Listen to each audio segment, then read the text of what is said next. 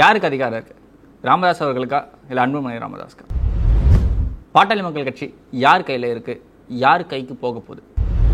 நாதஸ் நேயர்களுக்கு வணக்கம். அரசியல் பல பரபரப்பான கட்டங்களை நோக்கி நகர்ந்து கொண்டு இருக்கிறது. இந்த ஒரு வீடியோவில் அந்த மாதிரி ஒரு முக்கியமான விஷயம் தான் பார்க்க போகிறோம். என்னன்னு பார்த்தீங்கன்னா, பாட்டாளி மக்கள் கட்சி யாருக்கு சொந்தம், யாருக்கு அதிகாரம் இருக்கு அப்படின்ற விஷயங்கள் இந்த வீடியோவில் டீட்டெயிலாக பார்க்கலாம். குறிப்பாக இந்த கட்சிகள் சங்கங்கள் சார்ந்த விஷயங்களில் யாருக்கு அதிகாரம் இருக்கு அப்படின்னு சொல்லிட்டு ஓப்பனிங்லேயே வந்து பைலால கொடுத்துருப்பாங்க. அது மட்டும் இல்லாமல் கட்சிகளை பொறுத்த வரைக்கும் வந்து பார்த்தீங்கன்னா, இந்த முதல்ல அவங்க சப்மிட் பண்ண டாக்குமெண்ட்ஸ்லேயே வந்து பார்த்தீங்கன்னா தேர்தல் ஆணையத்தில் சப்மிட் பண்ணியிருப்பாங்க. இந்த மாதிரி தான் தலைவரை தேர்ந்தெடுக்க போகிறோம், இந்த மாதிரி தான் பொதுச் செயலாளரை தேர்ந்தெடுக்க போகிறோம், அதுக்கு மினிமமான இந்த கிரைட்டீரியாலாம் இருக்கும் அப்படின்ற மாதிரி விஷயங்கள். அந்த மாதிரி பாமக என்னென்ன விஷயங்கள்லாம் வந்து பண்ணியிருக்கு, என்னென்னலாம் சொல்லியிருக்கு, பாமக விஷயத்தில் யார் கைக்கு அதிகாரம் போக போகுது அப்படின்னு சொல்லிட்டு இந்த வீடியோட கடைசியில் பார்க்கலாம் வாங்க. முதல்ல பொறுப்பாளர் நியமனத்தில் தேர்தல் ஆணையம் என்னென்ன சொல்லுதுன்னு சொல்லிட்டு டீட்டெயிலாக பார்த்துக்கலாம். இந்தியா ஒரு ஜனநாயக நாடு. இந்திய அரசியல் சாசனத்தின் 19வது பிரிவு சங்கம் கோரும் உரிமையை, அதாவது சங்கம் சேரும் உரிமையை, ரைட் டு ஃபார்ம் அசோசியேஷன் அப்படின்ற விஷயங்கள் வந்து பார்த்தீங்கன்னா சொல்லுது. குறிப்பாக இந்தியா வந்து ஒரு ஜனநாயக நாடு. இந்த இடத்துல வந்து பார்த்தீங்கன்னா அரசியல் சாசனத்தின் 19வது பிரிவில் வந்து பார்த்தீங்கன்னா ரைட் டு ஃபார்ம் அசோசியேஷன், அதாவது சங்கங்கள் உருவாக்குறதுக்கான ஒரு அடிப்படையான ஒரு உரிமையை வந்து பார்த்தீங்கன்னா இந்தியன் கான்ஸ்டியூஷன் நம்ம எல்லாருக்கும் கொடுத்துருக்கு. அதன் கீழே தான் வந்து பார்த்தீங்கன்னா அரசியல் கட்சிகளும் வந்து நமக்கு வந்து இது பண்ணுது. அதன்படி செயற்குழு, பொதுக்குழுன்னு சொல்லிட்டு ஜென்ரல் பாடி இந்த மாதிரி விஷயங்கள்லாம் போட்டு வந்து பார்த்தீங்கன்னா இந்த ஒரு சங்கங்களோ இல்லை அரசியல் கட்சிகளோ உருவாக்கப்படுது. குறிப்பாக இந்த விஷயம் வந்து பார்த்திங்கன்னா இந்தியாவில் இருக்க எல்லா கட்சிகளுக்கும் பொருந்தும். அதுக்கடுத்து பார்த்திங்கன்னா சங்கம் கட்சி ரெண்டும் ஒன்றுன்னு சொல்கிறேன் அப்படின்னு கேட்டிங்கன்னா கிடையாது. சங்கம் சார்ந்த விஷயங்களை தேர்தல் ஆணையம் தலையிட முடியாது. சங்கம் வகையில் சங்கம் மாதிரியாக தான் வந்து பார்த்திங்கன்னா கட்சிகளும் வந்து நிர்வகிக்கப்படுது. அப்படி வந்து பார்த்திங்கன்னா இந்த கட்சிகள் சார்ந்த விஷயத்தில் தேர்தல் ஆணையம் தான் வந்து பார்த்திங்கன்னா ஹையஸ்ட் அத்தாரிட்டி. அவங்க எடுக்கிற முடிவு தான் வந்து பார்த்திங்கன்னா ஃபைனல் டிசிஷனாக இருக்கும்.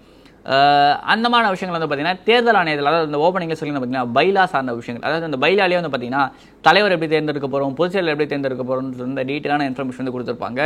குறிப்பாக இந்த பொதுக்குழு அப்படின்றது வந்து பார்த்தீங்கன்னா இதோட ஹையஸ்ட் ஃபார்மே. எத்தனை பொதுக்குழு உறுப்பினர்கள், அவரோட மெஜாரிட்டியான விஷயம் வந்து பார்த்தீங்கன்னா இதில் பாஸ் ஆகிருக்கா, அந்த அவங்க போடுற தீர்மானத்தில் வந்து நிறைவேறி இருந்தால் தான் வந்து பார்த்தீங்கன்னா வந்து இது பண்ண முடியும். அவங்க எல்லாரோட கையெழுத்தும் இருக்கணும். இப்போ ரீசெண்டாக வந்து பாமகவில் வந்து ராமதாஸ் அவர்களுக்கும் அன்புமணி ராமதாஸுக்கும் ஒரு சின்ன ஒரு கான்ஃப்ளிக்ட் ஆகிருந்துச்சு. அந்த ஒரு கான்ஃப்ளிக்டில் அவர் சொல்லியிருந்தார், அன்புமணி இதுக்கப்புறம் செயல் தலைவர் தான், நிறுவன நானே தலைவர் பதவியை ஏற்றுக்கிறேன் அப்படின்னு சொல்லிட்டு ராமதாஸ் அவர்கள் சொல்லியிருந்தார். அப்படி இருக்கிறப்ப மறுநாள் வந்து பார்த்தீங்கன்னா அன்புமணி கிட்டேருந்து ஒரு அறிக்கை வருது. என்னென்னு பார்த்தீங்கன்னா, பாமகவிற்கு நானே தலைவராக தொடர்வேன். ஏன் அப்படின்னா பொதுக்குழு உறுப்பினர்களோட ஒப்புதலோடு தான் நான் வந்து தலைவராக இருக்கேன். திருப்பி தலைவரை தேர்ந்தெடுக்கணும் அப்படின்னா பொதுக்குழு கூடி தான் தேர்ந்தெடுக்கணும் அப்படின்ற மாதிரி விஷயங்களை வந்து அன்புமணி சொல்லியிருந்தார். அது மட்டும் இல்லாமல் இன்னொரு சிக்கல் இருக்குது. என்னென்னு பார்த்தீங்கன்னா தேர்தல் ஆணையத்தின் விதிகளின் படி வந்து பார்த்தீங்கன்னா பொதுக்குழு ஒரு தலைவரை தேர்ந்தெடுக்கலை அப்படின்னு பார்த்தீங்கன்னா அந்த கட்சி வந்து பார்த்தீங்கன்னா தேர்தலில் போட்டியிட முடியாது. இப்போ வந்து பார்த்தீங்கன்னா ராமதாஸ்க்கு இருக்க சிக்கலே அதுதான். என்னென்னு பார்த்தீங்கன்னா மீண்டும் பொதுக்குழுவை கூட்டி அந்த இடத்துல வந்து ராமதாஸ் அவர்கள் தலைவராக தேர்ந்தெடுக்கப்பட்டால் அந்த இடத்துல ராமதாஸ்க்கு சிக்கல் கிடையாது. இல்லை அப்படி இந்த கான்ஃப்ளிக்ட் கண்டினியூஸாக போயிட்டே இருந்துச்சு அப்படின்னா இந்த விஷயம் வந்து பார்த்தீங்கன்னா முடங்குறதுக்கான வாய்ப்பு இருக்கும். ஆனால் இப்போ இருக்க கரண்ட் சுச்சுவேஷனை பேஸ் பண்ணி வந்து பார்த்தீங்கன்னா அன்புமணி அவர்கள் பொதுக்குழுவால் தேர்ந்தெடுக்கப்பட்ட தலைவராக இருக்கிறார். அனைத்து உரிமைகளும் வந்து பார்த்தீங்கன்னா அன்புமணி கிட்ட இருக்குது. இது வேறு எப்படி மாறும் அப்படின்றத பார்க்கலாம். இதில் முக்கியமான விஷயம்னு பார்த்தீங்கன்னா ரீசெண்டாக வந்து 2022 வந்து பார்த்தீங்கன்னா ஜெகன்மோகன் ரெட்டியோட ஆட்சியில் வந்து ஒய்எஸ்ஆர் காங்கிரஸ் கட்சி ஒரு விஷயத்தை வந்து சொல்லியிருந்துச்சு. நம்ம நிரந்தர தலைவர் அப்படின்னு, அதாவது நம்ம எல்லா கட்சிக்காரங்களும் வந்து சொல்கிறத கேள்விப்பட்டிருப்போம். நிரந்தர தலைவர் எடப்பாடியார், நிரந்தர தலைவர் ஸ்டாலின், நிரந்தர தலைவர் சம்வான் அப்படின்ற மாதிரி விஷயங்கள் வந்து பார்த்துருப்போம். அந்த மாதிரி நிரந்தர தலைவருக்கான வாய்ப்பு இருக்கான்னு கேட்டிங்கன்னா டெஃபினட்டாக கிடையாது. ஏன் அப்படின்னு பார்த்தீங்கன்னா 5 வருஷத்துக்கு ஒரு வாட்டி வந்து பார்த்தீங்கன்னா அந்த தலைவர் தேர்ந்தெடுக்கப்படணும். சங்கங்களாகட்டும் சரி, கட்சிகளாகட்டும் சரி, 5 வருஷத்துக்கு ஒரு வாட்டி வந்து பார்த்தீங்கன்னா அந்த தலைவர் வந்து தேர்ந்தெடுக்கப்படணும். அப்படி இருக்கிறப்ப ஜெகன்மோகன் ரெட்டியோட கட்சியும் இதே மாதிரி விஷயங்கள் வந்து தீர்மானம் நிறைவேற்றுறது. ஆனால் வந்து பார்த்தீங்கன்னா எலெக்ஷன் கமிஷன் வந்து இதுக்கு வாய்ப்பே கிடையாது. 5 வருஷத்துக்கு ஒரு வாட்டி எடுக்கணும், 5 வருஷத்துக்கு ஒரு வாட்டி வந்து பார்த்தீங்கன்னா பொதுக்குழு கூடி தலைவரை தேர்ந்தெடுக்கணும்னு சொல்லிட்டு ஒரு நோட்டீஸ் அனுப்புகிறாங்க. பல கட்சிகளில் வந்து பார்த்தீங்கன்னா மீண்டும் அதே தலைவர் தான் வராரு. சம்டைம்ஸ் போட்டியே இட மாட்டாங்க. தலைவர் தேர்தல் நடக்கும், குறிப்பாக போட்டியிட மாட்டாங்க. தலைவர் தேர்தல் நடக்கும், அந்த இடத்துல வந்து பார்த்தீங்கன்னா ஆனால் அன்ன போஸ்டாக தான் வந்து ஜெயிக்கிறதுக்கான வாய்ப்பு இருக்கும். குறிப்பாக தமிழ்நாட்டில் இப்போ ரீசெண்டாக ஒரு சம்பவம் நடந்துருச்சு. என்னென்னு பார்த்தீங்கன்னா பாஜகவோட மாநில தலைவர் போட்டியில் நான் இல்லைன்னு அண்ணாமலை அறிவித்தார். நாயனார் மட்டும்தான் போட்டி போட்டார் அப்படின்னு சொல்லிட்டு இவங்க சொன்னாலுமே பார்த்தீங்கன்னா இன்னொருத்தர் அந்த இடத்துல போட்டியிட வந்திருந்தார். அவரை வந்து பார்த்தீங்கன்னா அந்த வேட்புமனுவை இவங்க தாக்கல் பண்ண விடலை அப்படின்றது தான் வந்து பார்க்க வேண்டியதாக இருந்துச்சு. அது ப்ரொஜெக்டடாக இவங்க வந்து பிளான் பண்ணி ஸ்கிரிப்ட் பண்ணி பண்ண மாதிரி தான் இருந்துச்சு. ஆனாலும் அது பெரிய டிஸ்கஷன் மெட்டீரியலாக போகல. ஏன் அப்படின்னா தேசிய கட்சி யாரை நியமிக்கணும் வேணாம் அப்படின்றது அவங்களுக்குள்ளேயே அவங்க முடிவு பண்ணிப்பாங்க. பாமகவை பொறுத்த வரைக்கும் 3 வருஷத்துக்கு முன்னாடி வந்து பார்த்தீங்கன்னா அன்புமணி பொதுக்குழுவால் தேர்வு செய்யப்படுறாரு. அதுக்கப்புறமா வந்து பார்த்தீங்கன்னா அவருக்கு தான் கட்சியோட பொறுப்பாளர்களை நியமிக்கும் அதிகாரம் உள்ளது. அதாவது பார்த்தீங்கன்னா பாமகவின் இன்னொரு தலைவரை தேர்வு செய்யும் அதிகாரம் பாமகவின் பொதுக்குழுக்கே உள்ளது. அதாவது பார்த்தீங்கன்னா இந்த இடத்துல இப்போ ரீசெண்டாக இன்னொரு சம்பவம் இருந்துச்சு. திலகபாமாவை வந்து பார்த்தீங்கன்னா கட்சியை விட்டு ராமதாஸ் அவர்கள் நீக்கியிருந்தார். அப்படி நீக்கினது வந்து செல்லாது அப்படின்ற விஷயங்கள் வந்து பார்த்தீங்கன்னா அன்புமணியுமே சொல்லியிருந்தார். அதே மாதிரி தலைவர் பொதுக்குழுவால் தேர்ந்தெடுக்கப்பட்ட தலைவருக்கு மட்டும்தான் அந்த அதிகாரம் இருக்கும், யாரை சேர்க்கணும் யாரை நீக்கணும்னு சொல்லிட்டு.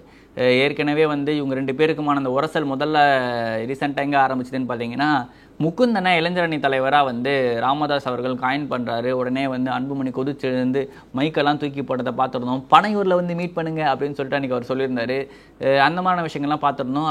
அப்போது இந்த இடத்துல என்ன விஷயம் தெளிவாக தெரியுதுன்னு பார்த்தீங்கன்னா இப்போதைக்கு இருக்கிற நடைமுறையின்படி அன்புமணி அவர்களோட கை வந்து பார்த்தீங்கன்னா வலுத்து இருக்குது. ராமதாஸ் அவர்களுக்கு வந்து பார்த்தீங்கன்னா பல இடங்களில் பின்னாடி தான் இருக்குது. உடனே நீங்கள் வந்து கேட்கலாம், ஏன் இவ்வளோ நாளாக வந்து பார்த்தீங்கன்னா ஐயா தானே எல்லா பொறுப்பாகவும் ஆள் போட்டு இருந்தார், திடீர்னு வந்து நீ சொல்கிற ராமதாஸ் திடீர்னு வந்து நீ சொல்கிற அன்புமணி தான் எல்லாத்துக்கும் தலைவர் எல்லா பொறுப்பும் போடணும் அப்படின்னு சொன்னால் அப்போ ஐயா போட்ட பொறுப்புலாம் செல்லாதா அப்படின்னு நீங்கள் கேட்கலாம்.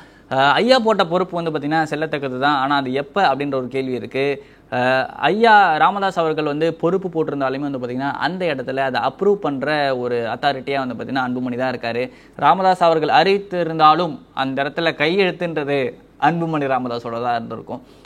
அன்புமணி ராமதாஸ் அவர்கள் கையெழுத்துறதுனா அந்த ஒரு அப்ரூவே வந்து பார்த்திங்கன்னா செல்லத்தக்கதையாக வந்து பார்த்திங்கன்னா இருந்திருக்காது. இவ்வளோ நாள் வந்து ராமதாஸ் ஐயா அவர்கள் வந்து பார்த்திங்கன்னா போஸ்ட் போட்டிருந்தாலும் அதுக்கு சைன் போட்டது அன்புமணி தான். குறிப்பாக இதில் இன்னும் ஒரு சில விஷயங்கள்லாம் பார்க்க வேண்டியது இருக்குது.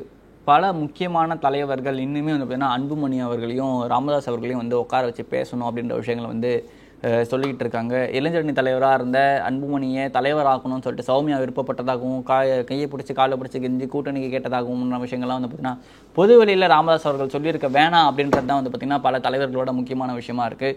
அதை தாண்டி அம்மாவை அடிக்க போனார் அப்படின்ற விஷயங்கள் சொன்னதாகட்டும் சரி, அதுக்கு அன்புமணி ராமதாஸ் கொடுத்த ரிப்ளை ஆகட்டும் சரி, தொடர்ச்சியான இவர்களோட மோதல் வந்து பார்த்திங்கன்னா மிகப்பெரிய சலசலப்பை ஏற்படுத்தியிருக்கு. குறிப்பாக இந்த மாதிரி தேர்தல் நெருங்கும் இந்த ஒரு சூழ்நிலையில் இந்த மாதிரி விஷயங்கள் வந்து பார்த்திங்கன்னா பரபரப்பாக பேசப்பட்டுருக்கு. ஆனால் இதை ஒரு சில பேர் சொல்கிற விஷயம்னு பார்த்திங்கன்னா எந்த கூட்டணியுமே வந்து பார்த்திங்கன்னா பெருசாக பாமகவை வந்து இப்போது பொருட்படுத்திக்கல, அதனால் நாங்கள் ஒரு பெரிய பவர்னு காட்டிக்கணுன்றதுக்காக இவங்க 2 பேர் வந்து சும்மா சண்டை போடுறாங்கன்ற விஷயங்கள் வந்து சொல்கிறாங்க.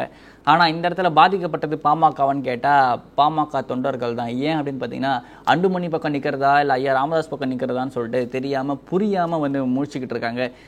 ஜிகே மணி உட்பட பல பேர் வந்து பார்த்திங்கன்னா அதை தான் வந்து வெகு வேதனையோடு வந்து பதிவிட்டு இருக்காங்க. நான் பேசாமல் எங்கேயாவது ஓடிடலாம் போல அப்படின்ற விஷயங்கள்லாம் அவர் சொல்கிறது வந்து பார்த்திங்கன்னா ஒரு முக்கியமான ஒரு அரசியல் தலைவர், முக்கியமான ஒரு சட்டமன்ற உறுப்பினர், பல இடங்களில் பல விஷயங்களில் வந்து பேசியிருக்காரு. பல முக்கியமான இடங்களில் அவரோட கருத்துக்களை பதிவு செஞ்சுருக்காரு. ரீசெண்டாக அவர் கொடுத்தது வந்து பார்த்திங்கன்னா இந்த மாதிரி ஒரு சின்ன பிரச்சனை இருக்குது, 2 பேருக்கு பேசினா சரியாயிடுன்ற விஷயங்கள்லாம் வந்து சொல்லியிருக்காங்க. இவங்க 2 பேர் உட்காந்து பேசினாலே சரியாயிடுன்ற பிரச்சனை ஏன் பொது வெளியில் பேசி கட்சியும் அசிங்கப்படுத்திக்கிட்டு அவங்களையும் அசிங்கப்படுத்திக்கிறாங்கன்றத தெரியல.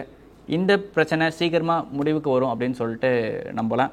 ஆனால் இந்த பிரச்சனைக்கு பின்னாடி பாஜக தான் இருக்குது, பாஜக தான் பிளான் பண்ணி பாமகவை உடைக்குதுன்னு சொல்லிட்டு இன்னும் ஒரு சில பேர் வந்து சொல்லிட்டு இருக்காங்க. பாமகவில் யாருக்கு அதிகாரம் இருக்கிறது என்று காலம் பதில் சொல்லும். நன்றி, வணக்கம்.